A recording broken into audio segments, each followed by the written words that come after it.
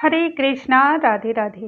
नमस्कार दोस्तों, आज के इस वीडियो में हम बात करने वाले हैं माघ मास के अंतिम 5 दिनों के विषय में, क्योंकि माघ माह की महिमा तो अनंत बतलाई गई है। भगवान श्री हरि को समर्पित इस माह में स्नान और दान विशेष रूप से किए जाते हैं।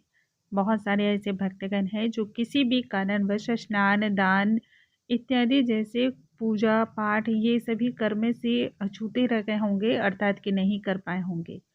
उन सभी को 5 दिनों में ही पूर्ण लाभ की प्राप्ति किस प्रकार से हो सकती है। माघ मास के विषय में भगवान श्री कृष्ण ने स्वयं ही कहा है कि मैं इस माह में वास करता हूँ। माघ मास की महिमा के विषय में जितना भी कहा जाए वह बहुत कम है। जिस प्रकार से कार्तिक माह का महत्व बहुत अधिक शास्त्रों में बतलाया गया है, उसी तरह से माघ मास की महिमा है।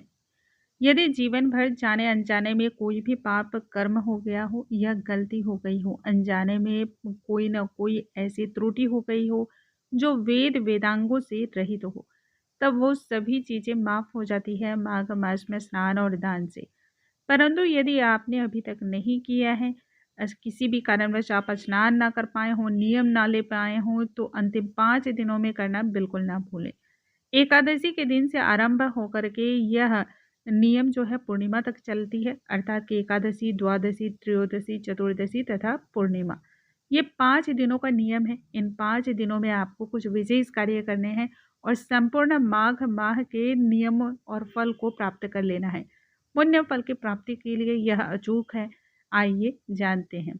नमस्कार दोस्तों, कैसे हैं आप सभी। उम्मीद करती हूँ आप सभी स्वस्थ होंगे, सुरक्षित होंगे और आप सभी के उत्तम भविष्य की कामना करते हुए आज का ये वीडियो स्टार्ट करती हूँ। सबसे पहले हम जानते हैं कि माघ के माह में हमें किन चीज़ों को नहीं करना चाहिए और ना ही हमें खाना चाहिए। तो माघ के माह में वैसे तो सभी प्रकार के तले हुए और गरिष्ठ भोजन का प्रयोग हमें नहीं करना चाहिए, नहीं हमें उन्हें ग्रहण करना चाहिए। लेकिन आप नियम यदि पालन ना कर पाए हो, तब एकादशी से लेकर के पूर्णिमा तक यह अवश्य ही कर लें। इस दौरान सबसे ज़्यादा जो त्याग देने वाली वस्तु है वह मूली है। मूली का सेवन गलती से भी इन 5 दिनों में नहीं करना चाहिए। जो भी कार्य आप करें इन 5 दिनों में आपको संकल्प लेकर करने से पुण्य लाभ की प्राप्ति होती है। बिना संकल्प के कोई भी कार्य आपको पूरा फल देने वाला नहीं होता है, अधूरा रह जाता है। इसलिए संकल्प लें और संकल्प लेने के पश्चात ही स्नान, दान जैसे नियम सभी होते हैं। माघ माह के अंतिम 5 दिनों में संकल्प लें। संकल्प लेने के पश्चात सुबह सुबह आपको ब्रह्म मुहूर्त में स्नान करना है। ऐसा करने से आपको पूरे माह के स्नान और दान का लाभ प्राप्त हो जाता है। सूर्योदय से पूर्व उठ करके आपको स्नान करना है। स्नान वाले जल में थोड़ा सा गंगा जल और काला तिल मिला करके स्नान करें। यदि आप संगम पर स्नान कर सकते हैं या गंगा नदी में स्नान कर सकते हैं तो अवश्य ही स्नान करना चाहिए।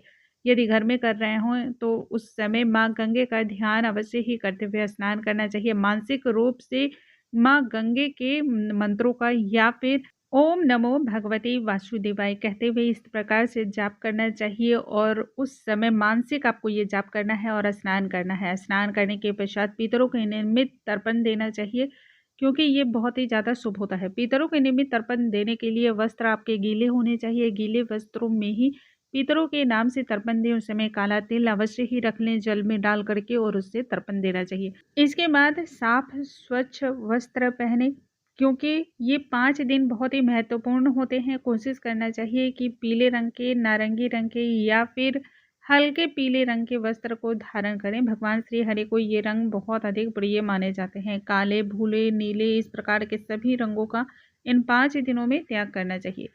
सूर्य नारायण को जल अर्पण करें। देखिए, माघ के माह में तिल की जो महिमा है ना वह बहुत अधिक बतलाई जाती है। तो सूर्य नारायण भगवान को भी जो जल आप अर्पण करें उसमें पुष्प, अक्षत, साथ ही काला तिल डाल करके भगवान सूर्य नारायण को जल अर्पण करना चाहिए।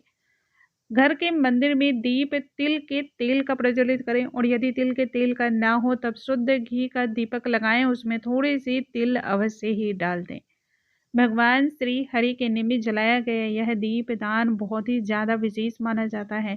गंगा में दीप दान करना बहुत ही श्रेष्ठ होता है। यदि आप घर में हैं तब घर में भी एक पात्र में जल भर लें, उसमें थोड़ा-सा गंगा जल मिलाएँ और गंगा के घाट पर जिस प्रकार से हम पूजा करते हैं अक्षत, कुमकुम इत्यादि डाल कर के, उसी प्रकार से उनकी भी हम पूजा करेंगे माँ गंगे का ध्यान करते हुए और वहाँ पर दीपदान आप करें। इस प्रकार से घर में भी आप दीपदान गंगा के निमित्त कर सकते हैं। पितरों के निमित्त भी दीपदान किया जाता है। शिवालय तथा पवित्र जितने भी वृक्ष होते हैं, पीपल, बट वृक्ष, केले का वृक्ष, आंवले का वृक्ष, ये सभी चीज़ों में दीपदान करना चाहिए। 5 दिनों में अवश्य ही दीपदान करें। ऐसा करने से ताउम्र आपका सुखपूर्वक व्यतीत होता है और जीवन भर इससे पुण्य की प्राप्ति होती है।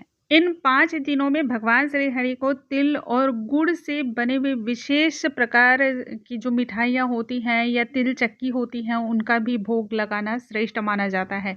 5 दिनों में भगवान श्री हरि को तुलसी की मंजरियाँ अर्पण करें। इन 5 दिनों में भगवान श्री हरि को तुलसी के पत्ते भी आप अर्पण कर सकते हैं, इसका भी नियम आप ले सकते हैं। तुलसी पूजा का 5 दिनों में नियम ले सकते हैं। इन 5 दिनों में संकल्प लेकर के आप भगवान श्री हरि के किसी भी एक मंत्र के जाप का नियम ले सकते हैं। इन 5 दिनों में आप किसी भी प्रकार की वस्तुओं का त्याग का भी नियम ले सकते हैं। जैसे कि आपकी कोई प्रिय वस्तु है जो आपको बहुत पसंद है, तो 5 दिनों में आप उनका भी त्याग कर सकते हैं, इसे भी शुभ माना जाता है। पूजा पाठ करने के पश्चात दान देना बहुत ही ज़्यादा आवश्यक होता है। तो अन्न, वस्त्र, तिल, गुड़, घी तथा विभिन्न प्रकार के गर्म जो कपड़े होते हैं, उनका दान करना अनंत पुण्यों को देने वाला होता है। देखिए, इस मास के बारे में शास्त्रों में बतलाया गया है कि यदि इन सभी नियमों का पालन किया जाता है, तब मनुष्य को भगवान श्री हरि माँ लक्ष्मी की विशेष कृपा की प्राप्ति होती है। माघ के माह में रोजाना तुलसी की पूजा करने का विशेष जो है ना प्रावधान बतलाया जाता है। यदि आप ना कर पाए हों तो 5 दिनों में संकल्प लेकर के तुलसी की पूजा का भी आप नियम ले सकते हैं। इन 5 दिनों में आप गाय को गुड़ और जो तिल होते हैं उनके लड्डू भी आप खिलाएं। बहुत ही ज़्यादा इससे भी शुभता आती है, संपूर्ण पापों का नाश होता है इससे और सौभाग्य की प्राप्ति होती है। इस दौरान में किसी भी प्रकार का लालच, ईर्ष्या, कटु वचन नहीं बोलने चाहिए, मिथ्या वचन नहीं बोलना चाहिए तथा दिन में भी शयन नहीं करना चाहिए। माघ के माह में धनिया तथा मिश्री का भी निषेध बतलाया जाता है, अर्थात इनका भी सेवन मनुष्य को नहीं करना चाहिए। पूर्णिमा वाले दिन माघ माह के जो नियम होते हैं उनकी समाप्ति हो जाती है, तो इस दिन समाप्ति के लिए हवन अवश्य ही करें, क्योंकि हवन से ही किसी भी चीज की पूर्णता प्राप्त होती है। यदि आप ब्राह्मण को बुला करके हवन करवा सकते हैं तो बहुत ही उत्तम माना जाता है, और यदि ऐसा नहीं कर सकते हैं तो स्वयं भी आप घर में हवन जरूर ही करें। 108 मंत्रों के द्वारा आप हवन कर सकते हैं। मंत्र आप अपनी इच्छा अनुसार चयन कर सकते हैं। भगवान श्री हरि के निमित्त कोई भी एक मंत्र का आप जो सरलता से आप हवन कर सकते हैं वो मंत्र आप चुन लें और उसके द्वारा ही आप हवन करें। हवन की समाप्ति के पश्चात ही आपको ब्राह्मण गाय को दान दें।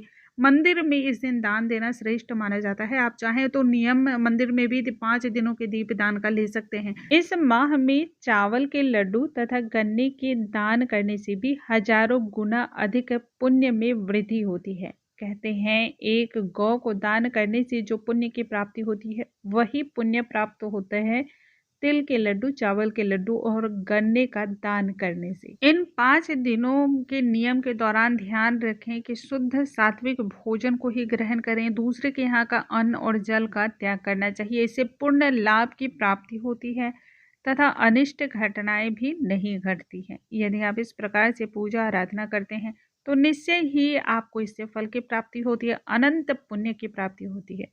उम्मीद करती हूँ आज का ये वीडियो आपको बहुत अधिक पसंद आया होगा। यदि वीडियो पसंद आया हो तो लाइक करना बिल्कुल ना भूलें, क्योंकि आपके एक लाइक से हमारा उत्साह बढ़ता है और हमें प्रेरणा मिलती है। अगले वीडियो में हम नई जानकारी के साथ फिर से मिलेंगे। तब तक के लिए नमस्कार दोस्तों।